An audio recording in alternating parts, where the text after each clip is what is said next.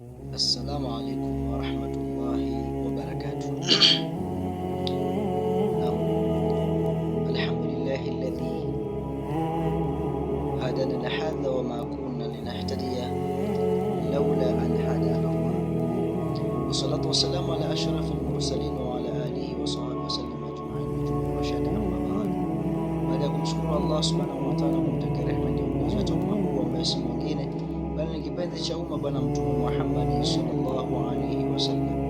Je, ndugu yangu katika imani, vipi Mtume Muhammad sallallahu alaihi wasallam alikuwa akilala?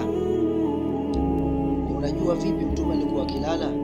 Mtume wetu Muhammad sallallahu alaihi wasallam alikuwa kabla hajalala anaenda kutia udhu, anatia udhu wake mzuri kabisa. Baada ya hapo, katika kumwelekea Allah subhanahu wa ta'ala, hukaa kitako katika kitanda chake ama katika malazi yake, sehemu yake ya kulala, kisha hufunga mikono yake, yani kwa kuifunga au kwa kuikutanisha, kisha kusoma suratul Ikhlas, kul a'udhu birabbil falaq na kul a'udhu birabbin nas.